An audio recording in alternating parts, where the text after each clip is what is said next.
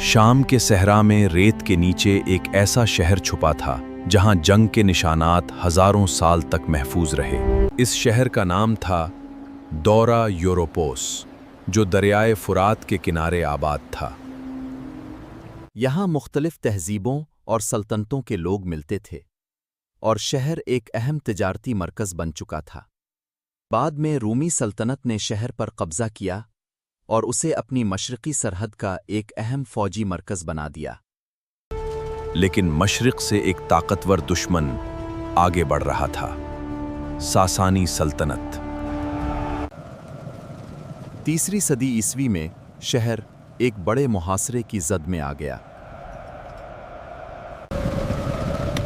हमला आवरों ने शहर की फसील के नीचे एक सुरंग खोदने का मंसूबा बनाया, मगर रूमी मुहाफ़िज़ों को ज़मीन के नीचे होने वाली सरगर्मी का अंदाज़ा हो गया।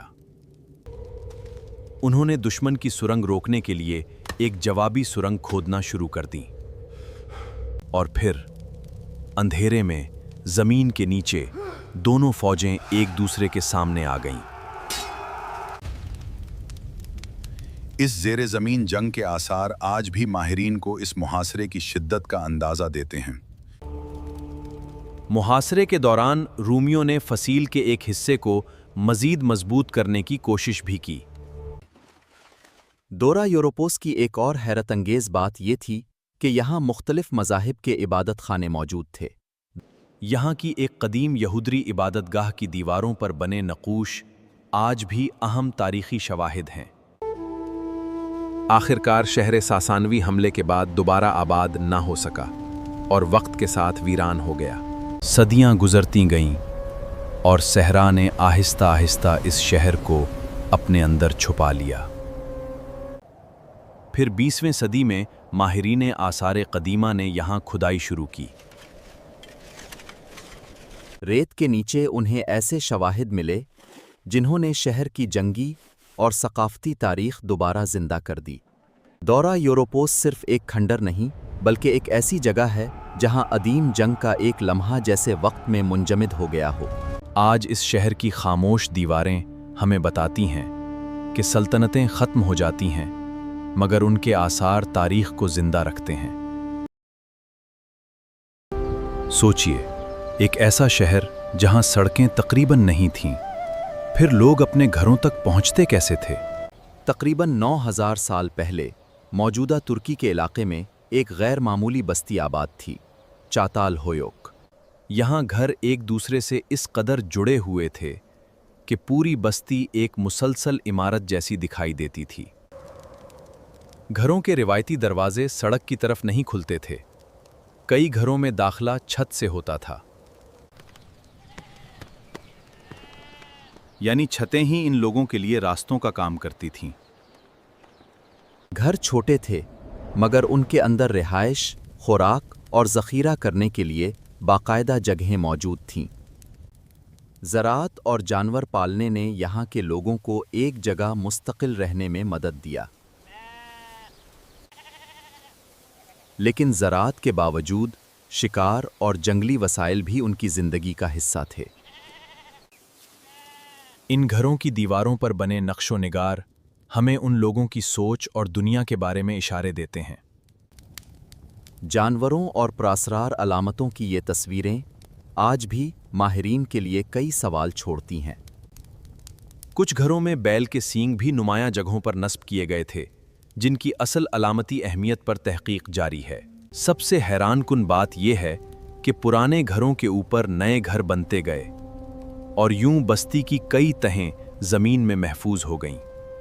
इसी वजह से आसार कदीमा के माहिरीन को यहाँ हज़ारों साल की इंसानी ज़िंदगी एक ही मकाम पर तह दर तह मिलती है। कुछ तदफीनें भी घरों के फर्श के नीचे की गई थीं, जिससे घरेलू और समाजी ज़िंदगी के बारे में मज़ीद सुराग मिलते हैं।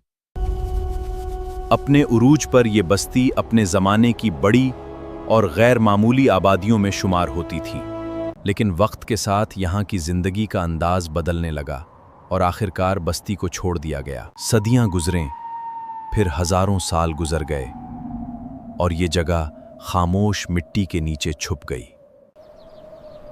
پھر جدید ماہرین آثار قدیمہ نے یہاں کھدائی شروع کی اور ایک قدیم دنیا دوبارہ سامنے آنے لگی۔ چاتال ہویوک نے ہمیں دکھایا کہ شہر بنانے کا تصور ہمیشہ ہماری آج کی دنیا جیسا نہیں تھا۔ تقریباً 9000 سال بعد بھی یہ شہر ایک سوال پوچھتا ہے، کیا انسانی تہذیب کی کہانی ہماری سوچ سے کہیں زیادہ پیچیدہ تھی؟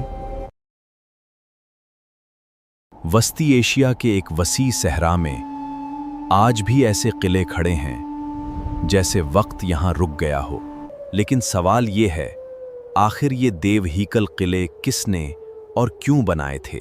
یہ علاقہ قدیم خوارزم کی تہذیب کا حصہ تھا، جہاں صحرا کے درمیان آبادیاں وجود میں آئیں۔ دریاؤں اور آبپاشی کی بدولت اس خشک خطے میں کھیتی باڑی اور انسانی بستیاں قائم رہ سکیں۔ ان آبادیوں کی حفاظت کے لیے مٹی کی اینٹوں سے بڑے بڑے قلعے تعمیر کیے گئے۔ ان میں ایاز قلعہ آج بھی سب سے زیادہ حیران کن آثار میں شمار ہوتا ہے۔ اس کی بلند فصیلیں دور سے ہی دشمن کو خبردار کرنے کے لیے کافی نظر آتی تھیں۔ یہ قلعے صرف رہائش گاہیں نہیں تھے، بلکہ دفاعی نظام کا اہم حصہ تھے۔ بلند دیواروں سے محافظ دور سے آنے والے دشمنوں پر نظر رکھ سکتے تھے۔ قلعوں کی پیچیدہ تعمیر میں ایسے راستے اور دفاعی مقامات بھی شامل تھے جو حملہ آور کے لیے خطرناک ثابت ہو سکتے تھے۔ توپرک قلعہ اس تہذیب کی شہری زندگی کی ایک اور شاندار مثال ہے۔ یہاں ایک وسیع شاہی کمپلیکس بھی موجود تھا جو علاقے کی سیاسی طاقت کی نشانی سمجھا جاتا ہے۔ یہ خطہ تجارتی راستوں سے بھی جڑا ہوا تھا، جہاں دور دراز علاقوں سے قافلے گزرتے تھے۔ مگر یہاں زندگی کا سب سے قیمتی خزانہ شاید سونا نہیں، پانی تھا۔ آج اس خطے میں درجنوں قدیم قلعوں کے آثار ملتے ہیں جو ایک وسیع دفاعی اور شہری نظام کی طرف اشارہ کرتے ہیں۔ مگر وقت نے وہ کیا جو دشمن نہ کر سکا۔ صدیوں نے ان قلعوں کو آہستہ آہستہ مٹی میں بدل دیا۔ جو قلعے کبھی زندگی اور طاقت سے بھرے تھے، آج خاموش کھنڈرات بن چکے ہیں۔ آثار قدیمہ کے ماہرین نے یہاں سے ملنے والے شواہد کے ذریعے اس قدیم دنیا کو دوبارہ سمجھنا شروع کیا۔ لیکن ان قلعوں کی ہر دیوار اپنے اندر ایک سوال چھپائے ہوئے ہے۔ یہاں کے لوگ آخر کن خطرات سے ڈرتے تھے؟ آج بھی وسطی ایشیا کے اس خاموش صحرا میں یہ قلعے ایک گمشدہ تہذیب کی کہانی سنا رہے ہیں۔ بحیرہ روم کے نیچے ایک ایسا شہر سو رہا ہے جسے صدیوں تک دنیا بھولی رہی۔ لیکن ایک زمانے میں یہی جگہ مصر کی ایک اہم بندرگاہ تھی۔ یہاں بحری جہاز آتے، تاجر سامان لاتے اور مختلف تہذیبوں کے لوگ ایک دوسرے سے ملتے تھے۔ تھونس ہیراکلیون تجارت کا ایک اہم مرکز بن چکا تھا۔ شہر کے دل میں عظیم مذہبی عمارتیں تھیں، جہاں دیوتا آمون کی عبادت کی جاتی تھی۔ مگر شہر کی طاقت کے ساتھ اس کی کمزوری بھی پانی ہی تھا۔ وقت کے ساتھ زمین غیر مستحکم ہونے لگی اور سمندر کا پانی شہر کے قریب آتا گیا۔ قدرتی آفات، زمین کے دھنسنے اور سمندر کی بڑھتی سطح نے شہر کو شدید نقصان پہنچایا۔ آخرکار شہر کا بڑا حصہ پانی کے نیچے چلا گیا۔ صدیوں تک اس شہر کی گلیاں خاموش رہیں اور اس کے راز نیچے دفن رہے۔ وقت گزرتا گیا اور تھونس ہیراکلیون کا نام بھی تاریخ کے صفحات میں دھندلا گیا۔ پھر جدید دور میں ماہرین آثار قدیمہ نے سمندر کی تہ میں تلاش شروع کی، اور پھر پانی کے نیچے انہیں وہ شواہد ملنے لگے جنہوں نے سب کو حیران کر دیا۔ بڑے بڑے مجسمے، ستون اور مذہبی نوادرات صدیوں سے سمندر میں محفوظ تھے۔ کچھ مقامات سے قیمتی زیورات اور مذہبی اشیاء بھی دریافت ہوئیں۔ سکوں اور دوسری اشیاء نے ماہرین کو شہر کی تجارت اور تاریخ سمجھنے میں مزید مدد دیا۔ دریافت ہونے والے شواہد نے آہستہ آہستہ اس گمشدہ شہر کا نقشہ دوبارہ سامنے لانا شروع کیا۔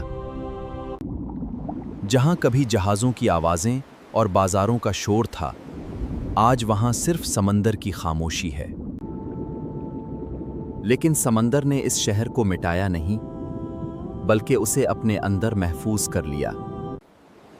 تھونس ہیراکلیون ہمیں یاد دلاتا ہے کہ تاریخ کبھی کبھی ختم نہیں ہوتی، صرف گہرائی میں چھپ جاتی ہے۔ تاریخ کے ایسے ہی بھولے ہوئے راز جاننے کے لیے ویڈیو کو لائک کریں، چینل کو فالو کریں اور اگلی کہانی کے لیے ہمارے ساتھ رہیے۔